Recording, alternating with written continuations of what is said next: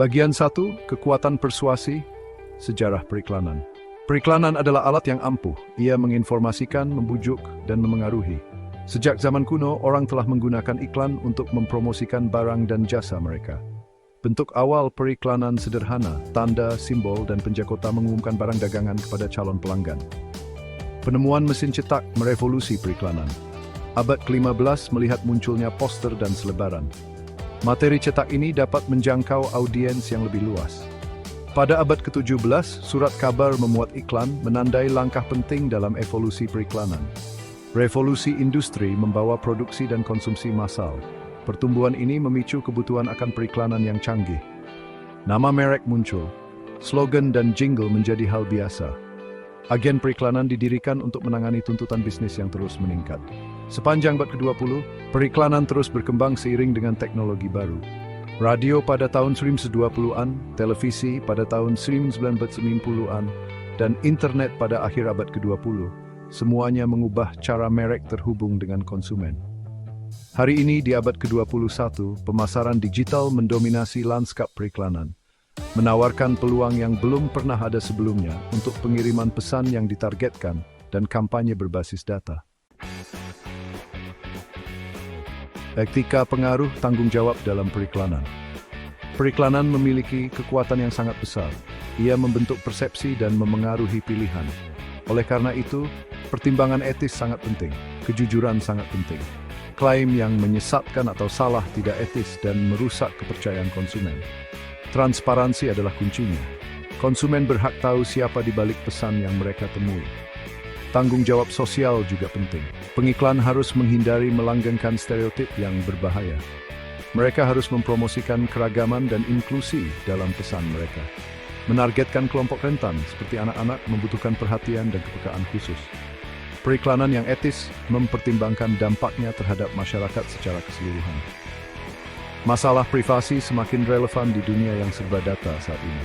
Pengiklan mengumpulkan sejumlah besar data konsumen untuk menargetkan kampanye mereka secara efektif. Namun, pengumpulan data ini harus dilakukan secara etis dan transparan. Konsumen harus diberitahu tentang bagaimana data mereka digunakan dan memiliki kendali atas pengaturan privasi mereka. Pada akhirnya, periklanan yang etis adalah tentang persuasi yang bertanggung jawab. Ini tentang memberi informasi kepada konsumen tanpa menggunakan manipulasi atau penipuan. Coba multi-listen, bukan mengeksploitasi kerentanan. Pertanyaan etis harus memandu setiap proses periklanan dan pesan hingga pada media dan progressing data. Bagian 3, membangun merek, model, dan penceritaan visual.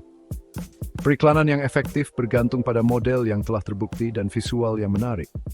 Salah satu model yang menonjol adalah AIDA, perhatian, minat, keinginan, dan tindakan. Pertama, tarik perhatian audiens dengan gambar atau judul yang mencolok. Kemudian, piku minat mereka dengan konten yang menarik. Selanjutnya, tumbuhkan keinginan untuk produk atau layanan tersebut. Terakhir, dorong tindakan dengan ajakan bertindak yang jelas. Model lain adalah hierarki efek, yang menguraikan tahapan yang dilalui konsumen dari kesadaran hingga pembelian. Tahapan ini meliputi kesadaran, pengetahuan, kesukaan, preferensi, keyakinan, dan pembelian. Periklanan harus memandu konsumen melalui setiap tahap.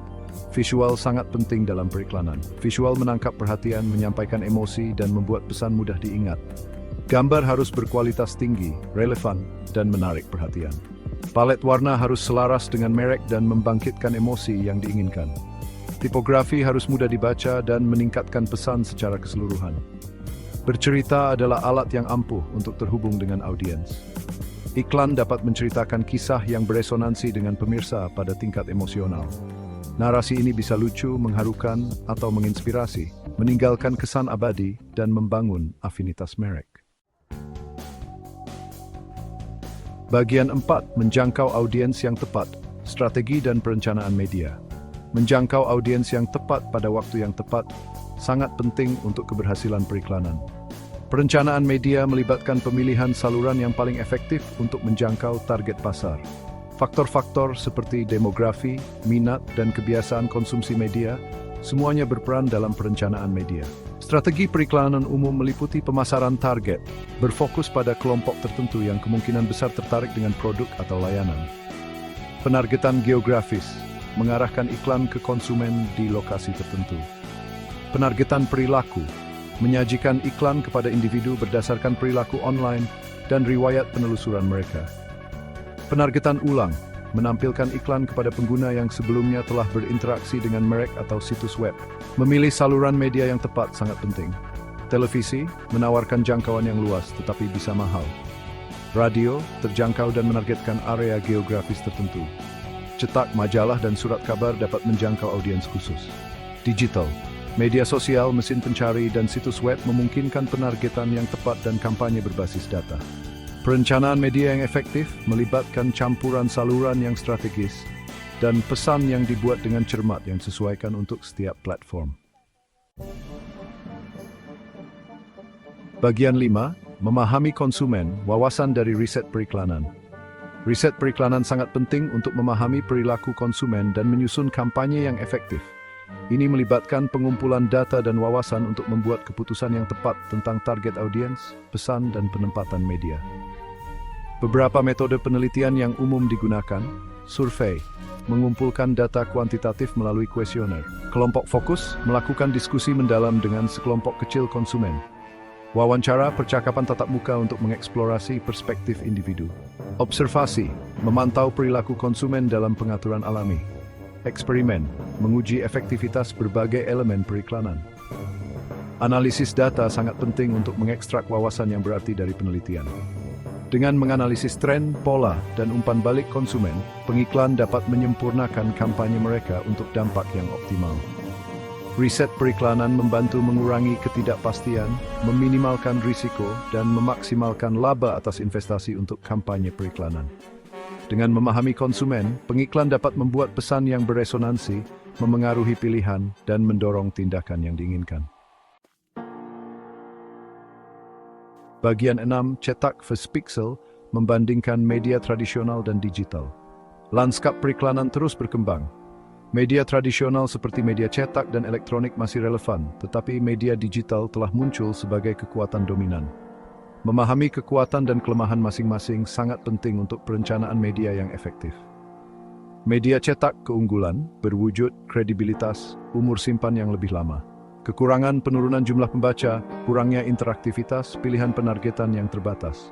Media elektronik keunggulan, jangkauan luas, dampak audiovisual, koneksi emosional. Kekurangan biaya tinggi, eksposur yang cepat berlalu, kesulitan dalam menargetkan audiens tertentu. Media digital, keunggulan, penargetan yang tepat, hasil yang terukur, hemat biaya, interaktivitas, personalisasi. Kekurangan, kelelahan iklan, kebutaan spanduk, masalah privasi, ketergantungan pada teknologi. Pilihan antara media tradisional dan digital bergantung target audiens, anggaran, dan tujuan kampanye. Pendekatan terpadu yang menggabungkan saluran tradisional dan digital seringkali akan hasil terbaik, memaksimalkan jangkauan dampak.